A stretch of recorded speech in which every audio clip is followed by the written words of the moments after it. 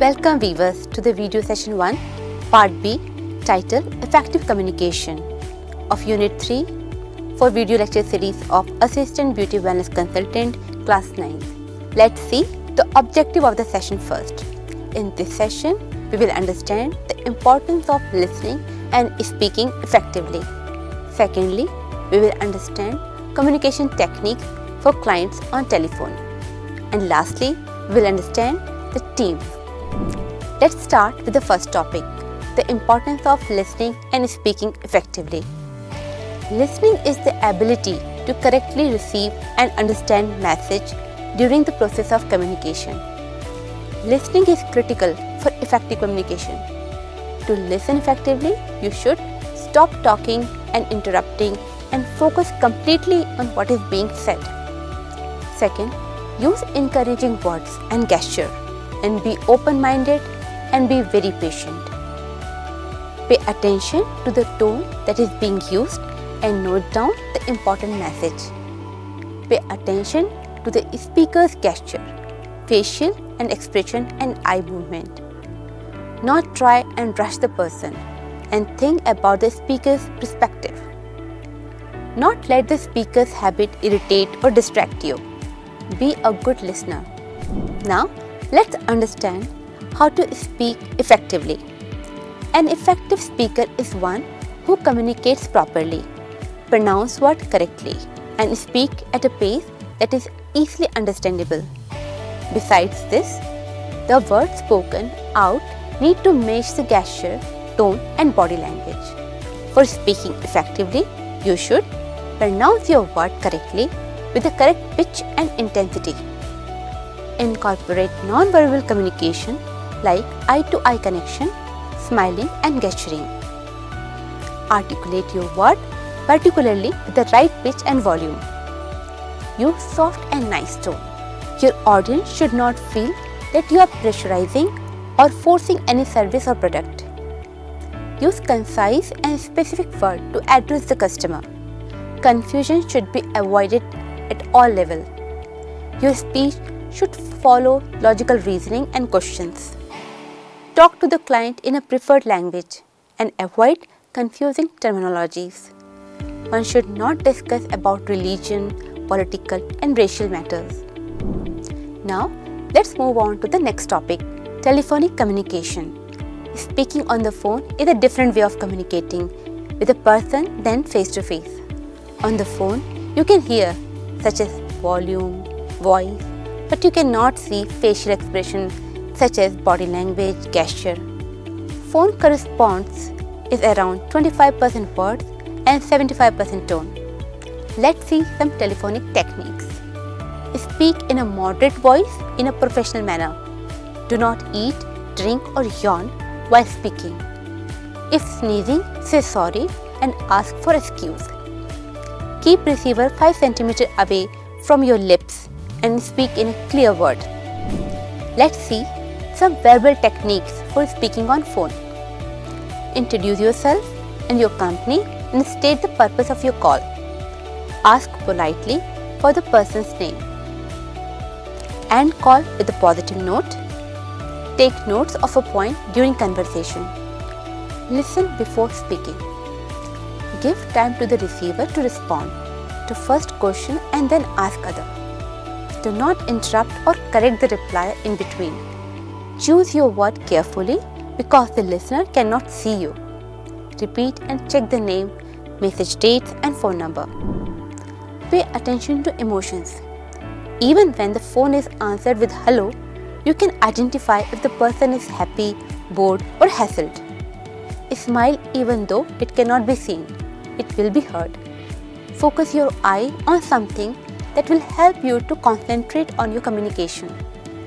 Listen for body language, such as pause, breathing, pattern, etc. Let's see some of the difficulties during telephonic communication. First, not seeing the other person. Second, noise in the background or in the line. Distraction, someone trying to seek your attention while you are on phone. Language, poor pronunciation or unfamiliar accent may create problem. Let's see some ways to reduce these distractions. Listen actively, keep noise around you to minimum, focus slowly on the phone call, speak clearly and check for understanding. Now let's move on to the next topic, the code of conduct and professional etiquettes. All employees in a beauty and wellness center are expected to portray conduct which reflect professionalism, such as show respect and be fair and courteous to others. Do not criticize other staff or beauty and wellness center. Be honest and always keep your word. Behave in a professional manner. Unlawful discrimination or harassment should not be tolerated and should be reported immediately. It is inappropriate to speak about religion, politics, another person's life or gossip. Recognize different values and respect each other. It is very important not to show any prejudice, such as racial or religious intolerance. Let's see the last topic of this session, teamwork. Teamwork occurs when the people in a workplace combine their individual skill to pursue a common goal. Effective teams are made up of individuals who work together to achieve the common goal. Let's see some importance of teamwork. All the team members should clearly understand and be equally committed to the purpose, vision and goal of the team. The capacity to work together. Every part should feel qualified for given valuable inputs. The group should comprise of proactive people. The group should know how to nourish relationships and help each other. The group should be able to see any conflicting issue and follow up on these likely issues before they transform into a big issue. The group must accept the change in a positive and view it as the opportunity to improve. The group should be able to create standard work measure, balance obligations, appropriately plan undertaking and set up techniques to quantify progress. Don't get excessively connected to your unique thought and permit it to develop and change. A team will always be made up of people with a different strengths and weaknesses, and it is important to make full use of everyone's strength and try to improve the weakness.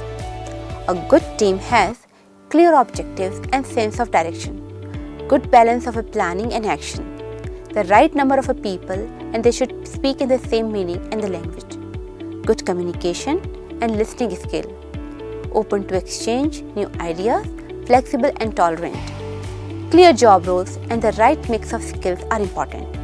A good sense of humor, enthusiasm, committed important qualities in a team member. A fair and decisive leader is very important for whole team to develop and trust. Team spirit can be lost if one member of the group works on his or her own way, that is, not as a part of the team.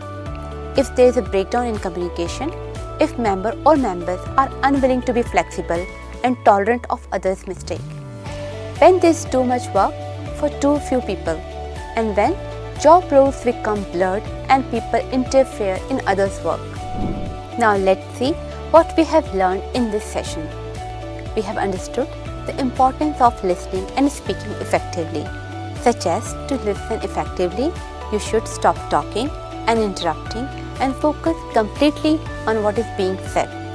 Use encouraging words and gesture and be open-minded and be very patient. For speaking effectively, you should pronounce your word correctly with the correct pitch and intensity.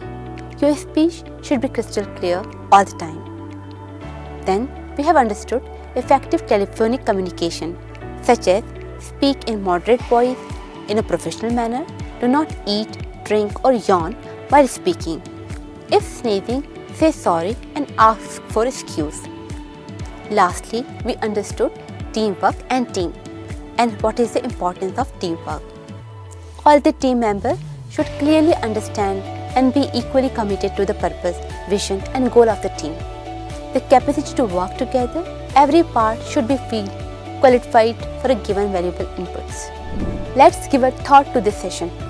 Here is 7 C's of the effective communication: clear, correct, complete, concise, concrete, coherent and courteous. So that's all for now. Keep watching and keep learning. See you in the next session. Thank you.